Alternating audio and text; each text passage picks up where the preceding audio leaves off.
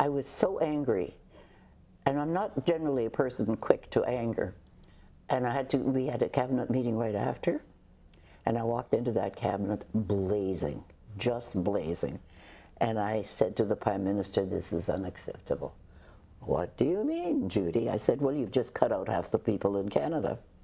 He said, "Well, not me, the premiers did." And that's true too. I said, "But you let them, it happened." And he said, "Well, I'm sorry, it's done." I said, "No, it's not done." He said, "And what are you going to do about it?" I said, "We are going to get the women of Canada to change the premier's minds." He looked at me as if I was totally bonkers, I was going to change premiers' minds. Much has been written in journals, papers, and books by a significant group of academics and authors about feminism and the equality movement. And there's a growing inventory of productions about women in Canadian life. We want to add more. The Women's History Project is a nonprofit organization launched in 2022. Our ambition is to promote and showcase women in Canadian history. We want trailblazers, leaders, authors, and historians to tell stories about women in the labor movement, at work, in the media, women who took to the streets, equal pay, maternity benefits, the right to have your own bank account. We want to get women who are still living to recount their challenges and campaigns. History is rich with stories about advocates, activists, and women in public life at the community, provincial, and national levels, across Canada, in small towns, on farms, in urban areas, women who have used their voice to make a difference. This is 1,000 Voices, 1,000 Stories. The Honourable Judy Erola, born in 1934 in Sudbury, Ontario, the Honourable Judy Erola is known as a pathfinder for women in media and politics. At 15, she took her first job in radio at CKSO in Sudbury, Ontario. In 1953, she moved to CHNO, where she became the first woman employed by a Canadian television station as a weather reporter. Judy moved into federal politics and represented the Nickel Belt riding as Member of Parliament in 1980, serving first as Minister of State for Mines, then as Minister of Consumer and Corporate Affairs and Minister for Social Development. In 1981, Judy was the first woman to be minister responsible for the status of women, and she quickly gained prominence in the debate on the Charter of Rights and Freedoms. One of her most significant achievements was advocating successfully for the restoration of Section 28 in the Constitution to ensure men and women have equal claim to rights listed in the Charter. Judy has received many honorary recognitions, including honorary degrees from Western, Laurentian, Carleton, and Mount St. Vincent universities. I first met Judy in the early 1990s, and our paths crossed many times over the years. I'm proud to call her a friend. We're now with the Honourable Judy Erola, the former minister responsible for the status of women, back in a very... Among other things. Among other things. But I want to start from the beginning. Okay. So I want you to describe a little bit about growing up in Sudbury. You were the first weather girl. Well, first of all, I didn't grow up in Sudbury. Oh. I grew up on a farm outside of Sudbury, about 25 miles out. And Sudbury was the big city, and we went there rarely.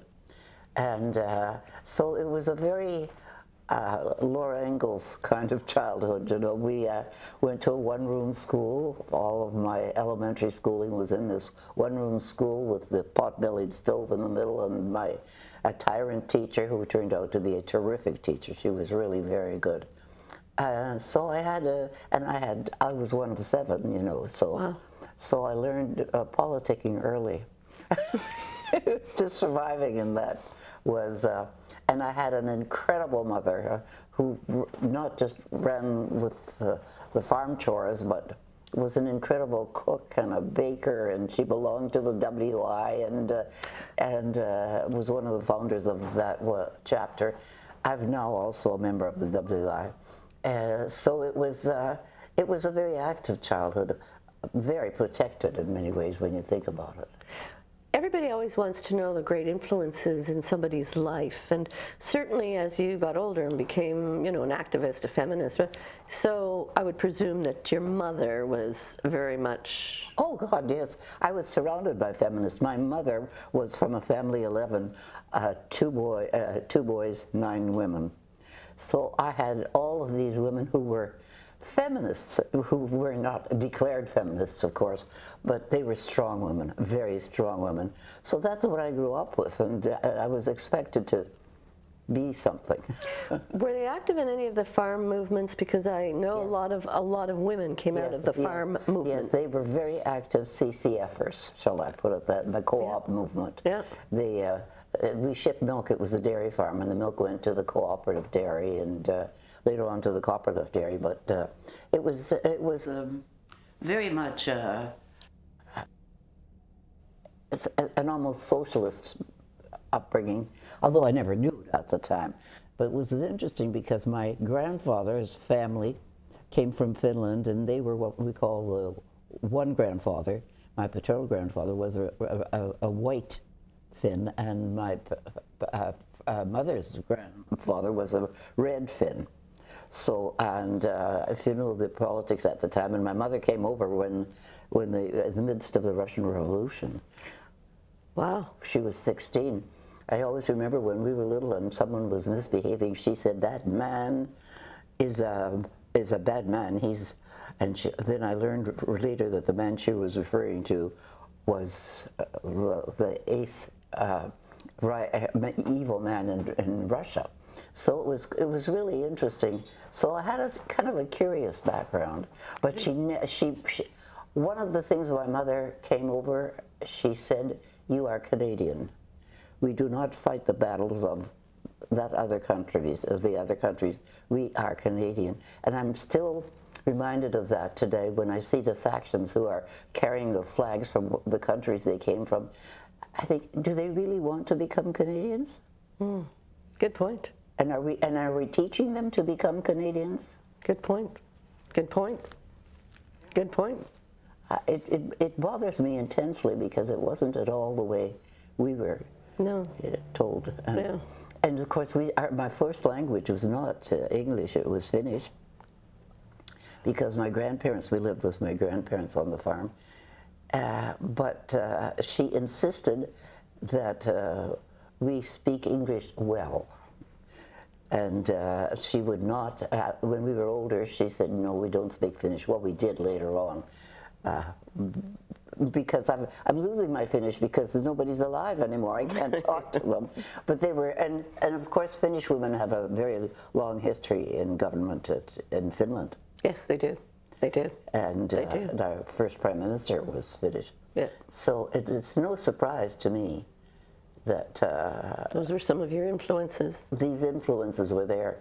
And my grandparents my two grandfathers, both of opposing views, used to have these great discussions when I was a little girl. They used to call me Little Big Ears in Finnish because I'd be listening to them. And they would put down their canes and say, "Puheenvuori," which means my turn to speak, you see. A little bit of the Indian custom. And so it was, and that, speaking of that, our farm was next door to the reservation. Well, that's interesting. So you would have had those influences. Well, yes, and I look back now, we were on such a friendly, neighborly basis with them. And we used to go swimming on the beach within the reservation, just ran across the bush. And with the kids, we can't do that anymore. All the lines are drawn where you can go and what you can't go. It's such militancy today as opposed to the kind of neighborliness we had. And I remember reading Beverly McLaughlin's book, and she had the same thing. I was just flooded with memories when she read it. I said, that's the kind of relationship we had. Oh, that's interesting. Yeah. That's interesting. Yeah. So let's just jump forward a little bit, and then you became a weather girl. You got married, you became a weather girl. Well, that was strictly because they had nobody else. We were the first commercial television station on the air. We built the station, I did particularly, and so I was working there, and they said, "Oh well, you can go on the air now." I'd never seen television, let alone perform. So you did it, and you had no recordings. Everything was live, but that was incredible opportunities and learning systems. And I want to get to some of the really the good bits in your life, and I want to know, we've talked a little bit about your influences, but you got into public life. You got in after the Weather Girl and after business. You ran for elections. You were a candidate. Well, because the politics was always something live and when you live in the rural community, you have the reeve of the township, and they ran for office, and somebody was in charge of the roads. Nobody got paid for anything. They got abuse if the things didn't work. So both my father, my uncles, everybody, they were active in local politics. And I remember early elections when everybody went to the schoolhouse, which was the center of the thing, to listen to these politicians. So it was sort of, I was immersed in a kind of a political system without knowing it actively. And then when I worked at the radio station, one of my bosses was a very active liberal, and I had joined the Liberal Party when I was 20 years old. So, you know, I was licking the stamps and mailing the stuffers, and it was very exciting. Politics is exciting. Yes, it is. And it's fun, and you become a family. And even when you lose, if you have a good campaign, you're part of a family. Oh, yes. You become part of a family. You're with like-minded people, so the discussions are always stimulating. Yes, yes. So it was a political immersion very early in my life. I had no intention of running for office, but... So what prompted you to run for office then? Well, it was complicated. I had become very conversant with the leaders of the party, and Stuart Smith, who was the leader of the Liberal Party in Ontario, called me one night. The kids were little yet, and he said, "Judy, we'd like you to run." And I said, "I can't, my kids are little." He said, "Well, do you have babysitters?" I said, "Babysitters aren't mothers." And my husband was very good. He said, "Why don't you run?" He said, "I can look after things." I said, "I know, but I don't want you to look after everything." So I didn't run, but he planted the seed. And then after he died, a couple of years after, by that time, I was the secretary of the local association. Yeah. I had all the names. Oh. Secret weapon. And they said, "Okay, you've run out of excuses, you have to run." So I was rather reluctant at the time, but it was true. My children were at university by that time, so I had no obligations at home, and I ran, lost. But it was a great experience, and of course 6 months later they said, "Jude, you're running again." I always remember one of the cabinet ministers, Jean-Jacques Blais from Jean-Jacques phoned me. He said, "We're bringing the government down tonight." That was at the vote time, and I said, "Jean-Jacques, you can't." He said, "Yes, just watch the television." He did, and he said, "Now you're running again." That night, and I had worked in the Liberal Caucus Research Bureau in 1979, the summer of, and I met some of the people in the opposition leader's office. Yes. And I was studying, and the radio was on, and it said the House fell. Yes. So I called up my friend from Mr. Trudeau's office, and I said, "I'm here, what do you want me to do?" Oh. So that was my first entry into politics. Same time. At 1980 campaign. Yes, yes. February 18. It was a cold winter. And Monique came up to see me, Monique Béjean. They said, "Do you want someone to come to campaign for you?" And I said, "Only one person, Monique Béjean," because I didn't know her from Adam except that I'd seen her on television. And I was so impressed with her presence that I said, "This is the one." She came off that plane, and the two of us started to laugh, and we were, as she called it, friends for life. And she was really my first tutor in politics. How wonderful. Yeah, and it was wonderful. And she came with me because I campaigned at the mine sites in big snowmobile suits. She thought I was crazy, but she was great. Yeah, so. That's how you meet your friends and make best friends for life. Yes, yeah. We did. And you were successful in 1980. Yes. And you went into cabinet right away. So you were a newbie member of Parliament. Terrified. Absolutely terrified. And Minister of Natural Resource Minister of Mines, Minister of Mines. which is not a typically, that's an Female economic, occupation. it's not, yeah. Well, it was interesting because when Mr. Trudeau called me, I was at home and I had frozen pipes in my place at the time. It was, and he called me and said, "It's Pierre Trudeau here," and I thought, "Oh yes," and I'm Santa Claus, but anyway, he convinced me he was the real thing. And when he told me, I said, "Of course I can't." I said, "I've not even been a member of Parliament. I don't know my way into the House of Commons." He said, "I realize that," and that's were his words. He said, "But I tell you what I'm going to do." He said, "I'm going to put you in Marc Lalonde's hands for a couple of months." And I was the junior minister under Marc, and it was the best thing he could have done. I mean, Marc was a master politician and a bureaucrat. So I learned the machinery of government during those 3 months. I don't think I slept more than 3 hours a night, but because he was also a human machine. He worked, yeah. And that was the time of the national energy policy. It was very difficult, but an enormous learning opportunity. I think I got a PhD in politics from him. I actually, after the election, I think in June, so the election was in February, and in June I actually went into the Prime Minister's office to type lists.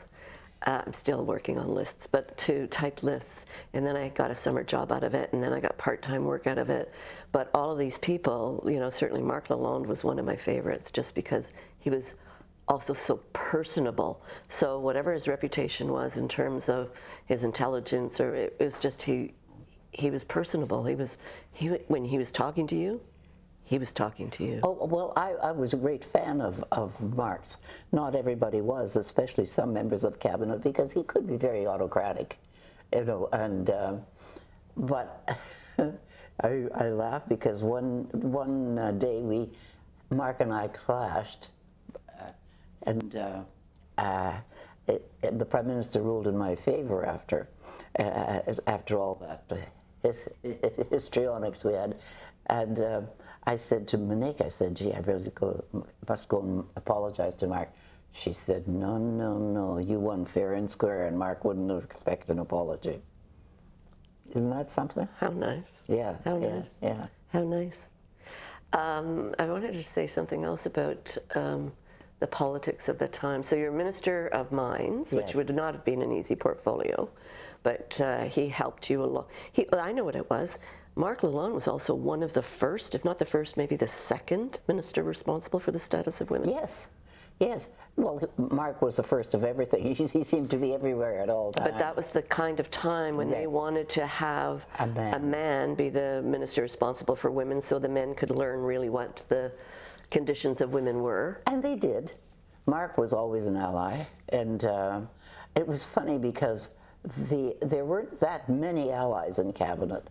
And one of the things I realized after, Monique was a wonderful tutor, was that every cabinet minister was in competition. Of course. And as collegial as we appeared to be, the undercurrents were there. And she taught me the nuances of cabinet, and it was a very useful relationship. Of course, there were only two of us in the cabinet, and when we had to have a caucus, the two of us, she'd nod and I'd nod, and we'd go to the women's washroom. that was our caucus. But I remember Ed Lumley used to say, "Oh Lord, those two are plotting revolution again." And we said, "Yes, we are, and get used to it." I worked for Ed. Oh, I did. Yes, I'm very fond of it. I was talking to Lloyd Axworth at Monique's service yesterday, and he came over and he said, "We miss each other." And there were several ministers, like Lloyd and Don Johnson, who were really very supportive of the women's movement. Whenever I had an argument with the Prime Minister about something that affected women, they were always on side. That's good to know. Yes. That's good to know. Yeah, there are lots of male allies, and you have to remember that. Which is important for the discussion and the why. We're talking today, about, feminist and advocacy, and how you have to build those networks, build those allies, build those friendships, just grow the movement, stay together. There's a collegiality aspect to it. Yes. I really felt there were a number of men who were very supportive in my campaign. Although, to tell you the truth, can I tell you the story of my nomination meeting? Yes, please. Because it was very funny. I mentioned that I had all the lists of, which is very important. How do you contact people if you don't know who they are and where they live? So I had all of that in my favor, and all the other men, there were 4 of us running for the nomination, were all newbies to politics. They were running, but had not been members of the party particularly. And, but they knew better than I did, of course. I mean, it was just a wee female. And we knew better. And these women were all very active in the community, the Business and Professional Women's Club. And they had contact, and they had access. We didn't have fax machines and email and any of that, but they had the machines to develop pamphlets. And they had access to telephone banks. And my boss was terrific. We would go in at night and he'd offer a whole system of telecommunications from the office and let us use it. So anyway, by the time we went to the nomination meeting, the hall was packed. There were about 1,500 people in the room. And I walked in and I said, well, how are things? And they said, it's done. They said, we've got it. And I thought, oh, ladies, They said, oh, yes. And we did. We took it. It was a great surprise to everybody. Erola, a female, wins on first ballot. What was such a surprise was no surprise to me, because any of these women had done their work. One by one, they made sure that every seat was a vote for me. That is really important to any of our discussions about how we move forward and about either the determination, what the problem is, and I've always been a big believer in lists too. I always had lists. I always had lists. So the lists are important. You have to know who to contact, but it's also, people often sort of overlook the power of women, and the networks of women will undermine us at your peril. That's exactly it. Yeah. And I learned very early in my business career, if I wanted to see the boss, I made friends with the secretary.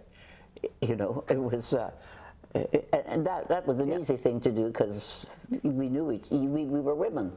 And so, but they never underestimate. I still look at that sea of women in that hall. I'm thinking to myself, what a marvelous view. It was very reaffirming. But what I found when I came to Ottawa and I took on the portfolio of status of women, I was this newcomer from Northern Ontario. What did I know about feminism? Which I resented. I thought, I lived it. And this is what's really the crux of our interview. Judy, you arrived, became Minister of Mines, and then there was a lot of issues around, oh dear. There were a lot of issues, tough issues in the women's portfolio.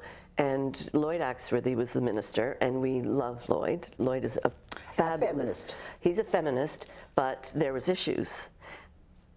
And then you became the minister responsible for the status of women after this great big... There's a story there, because when the Prime Minister asked me to take it on, I said, let me think about that. And Monique and I had a discussion, and Monique said, don't touch it with a 10-foot pole. She said, it's a minefield. Because she knew it, having been the commissioner of the Commission for Royal Status of Women. So she knew it, and I said, but Monique, it's such a mess. You've got to clean it up. So she said, I'm warning you.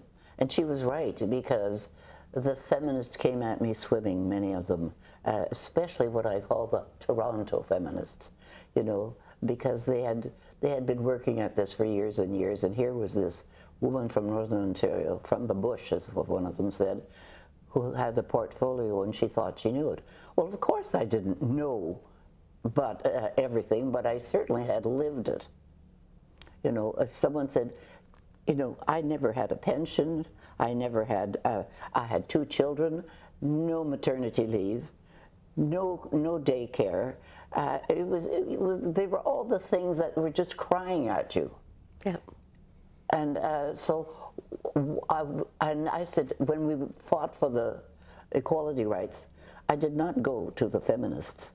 I went to the, I remember one of the feminists said to me, you went to the Catholic Women's League? I said, yes, they're women too, you know. So you went to the people, and Monique taught me that. Yeah. Monique taught me that. Don't rely on the elites to help you. You have to know the people in it.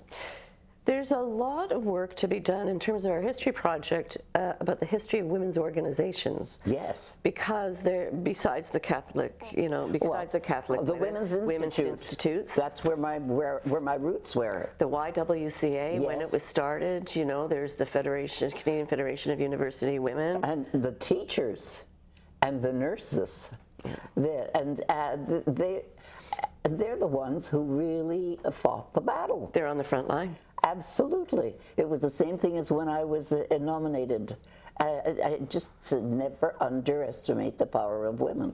And I think women tend, if they are part of the elites, tend to, remember how they dismissed the women of Quebec, the Yvettes? Yes. Grand mistake, you know, and we laughed at that, said, are these guys crazy? You know, you can't do that to women. I want to talk about when you were minister responsible for women, and I know the big issue that everybody would want to know about is Section 15, Section 28, and the notwithstanding clause. But before we get there, there must have been the one or two other issues that you really zeroed in on and wanted to solve in that 81 or 80 to 84 period. Well, they were really local issues for me, because you make certain promises when you run for office. And I was really very much involved in local issues and the mining industry, which was doing very well at the time. And that was one of my favorite portfolios. It really was. I loved it. The men, mostly men at that time, were very supportive. They were the most supportive bureaucrats I've ever had. They sort of nurtured me in many ways and taught me so much, and never stood off to say, we're bureaucrats, we know better. You know, they would say, but minister, did you consider this? You know, and they were wonderful. So I really enjoyed that portfolio. And then I just met a bureaucrat the other day who said, I was working on the Science North, and he said, I realized that you were the founder of Science North. And I said, yes, it was one of my major battles to get. And I was surrounded by people in cabinet and the bureaucracy. You want to build a Science North in Sudbury? What for? I mean, Sudbury was a hole in the ground as far as I was concerned. It was a tremendous battle. And the Prime Minister ruled in my favor at the time, much to the chagrin of the bureaucrats. And there's a funny story, which I'll tell you about now. About 3 years after the building was up and it's off and running, and it's a great, great success. Monique was up visiting me, and I said, I'm going to take you to Science North. So we went through the building, and we were coming out, and she went into the gift shop and bought a whole pile of postcards, addressed them to all the cabinet ministers, and said, it works, Monique. She's a wonderful woman. Yeah. There were so many stories I wanted to tell about her, and I couldn't, you know. So let's the crux. Notwithstanding clause, Section 28, there was a fight, there was a battle. There was an intense battle. And I thought the battle was over, because the battle had been won in the original negotiations, and we had some wonderful talk. I'm not slamming the elites, because we had some wonderful women lawyers who just absolutely, Mary Eberts, all of them, yeah, exactly, and they were terrific. They were not those with whom I had any battle, and but they had done their work, and it was included, and it was all part of the charter. And in we went. Oh, there was a night of the long knives. I always keep reminding people the long knives just didn't have trouble with Quebec. They cut out the women. That's when they cut out the notwithstanding clause, and. So the story is they brought in the notwithstanding clause. It was all done. That was going to override certain elements of the charter. Oh yes, oh yes, it had. And that was the issue. The notwithstanding clause did not apply to Section 28, you see. And so we were all very happy, and we went in the morning after. I was called to come and sit with the cabinet in glory with the new Constitution. And I read it, and I looked, and I said, oh my God, they've cut that out. But the bottom fell out. But I was so angry. I was so angry.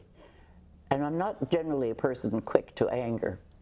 And we had a cabinet meeting right after, and I walked into that cabinet blazing, just blazing. And I said to the Prime Minister, this is unacceptable. What do you mean, Judy? I said, well, you've just cut out half the people in Canada. He said, well, not me, the premiers did. And that's true too. I said, but you let them, it happened. And he said, well, I'm sorry, it's done. I said, no, it's not done.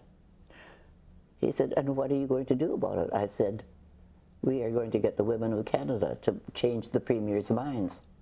He looked at me as if I was totally bonkers, I was going to change premiers' minds. He said, well, but he said, if you go out and say that, you're breaking cabinet solidarity. I said, I won't go public, but I can tell you we're going to fight. And it was quite a discussion we had with him, because he wasn't exactly happy with me. But I'll never forget, when he left the room, he looked at me and he winked. And I thought, you bum, Anyway, I went out and we said, we've got to fight this. And so I went to all the allies we had across the country, and people within the party, no, it was the House. We had Flora MacDonald and Pauline Jewett, and all these wonderful women who crossed party lines. Said, no, I'll take on my caucus, I'll take care of this. And then they had contacts in the premier's offices as well. So they worked the phones, but the one funny thing was that Flora MacDonald, I couldn't find the Premier of Nova Scotia at the time, John, what was his name? Buchanan. Yeah, Buchanan. John Buchanan. John Buchanan. And I said, Flora, do you know John Buchanan? She said, of course I do. He used to take my sister out. So anyway, I said, well, I can't seem to find him. So she located him in New York. He was on sort of bond-selling drive. And she harangued him for half an hour until he said, okay, okay. And it was Pauline Jewett who really worked the NDP premiers. But then we had women marching across the country. And we went, as I said, to every organization, the nurses, the teachers, the women's institutes. We did not hesitate, and they marched. And it wasn't a time of social media. It was no. It was. Well, we had to work the phones. That's all we had. So I put all the phones in my office and in the Status of Women office. And Maureen O'Neill warned me that what I was doing was illegal, that I was not to use the offices of the Status of Women for political reasons. And I said, to hell with it. I said, if this isn't an issue larger than politics. So it was never mentioned after that in the House. So I was never accused of breaking the law. Maureen is lovely. Yes, yes. Maureen's fabulous. Okay, so all the premiers accept. You go back to cabinet. You tell Trudeau. 9 days. 9 days. Yeah. Everybody agreed when Trudeau couldn't get it done for years. Well, and of course, Mr. Kretschmer was the minister. Yes. And when I had a group of women in my office, all the so-called leaders. Well, they weren't so-called; they were genuine leaders. And Mr. A didn't even invite me to be in the house with him. He stood up and took all the glory for having the clause. But I mean, you take what you get. You got it done. Yeah, and the right. women knew that you got it done. Yeah. Oh yes. Oh yes. Yes. Oh, the women in my office that evening, we had champagne, but they were furious that this had. But I said, who cares? It's done. But it was a monumental battle for 9 days. I don't think I slept those nights. And then the other one was the appointment of Bertha Wilson. Yes. there was great opposition to that. The Prime Minister was adamant. He had a candidate. I have heard the story. Yeah. And he finally ruled in our favor. And I remember waking up in the morning thinking, he's going to make a decision today. What is he going to decide? And, you know, at the end of cabinet, he'd make the appointments, and he put his name down. He said, and I appoint Bertha Wilson. And he looked at me and he said, are you happy, Judy? I said, my happiness is of no consequence, that the women of this country will be happy. And now, what is it? There's a majority of women on the Supreme Court now, so how good should we feel about that? Yeah, it's great. Yes. Yeah, it's only taken, you know, how many years? 40 years. Okay, so we've done the Constitution. We're going to just start, you know, wrapping up a little bit here, though we could talk for days, I'm Yes, sure. we could. We Yes, could. yeah. I want to know, throughout your life, I mean, long life, fabulous life, you've accomplished a great deal. What would you tell your younger self about all the work that you've done, or is there something you'd tell your younger self? I'd say, wow, you had guts. Okay.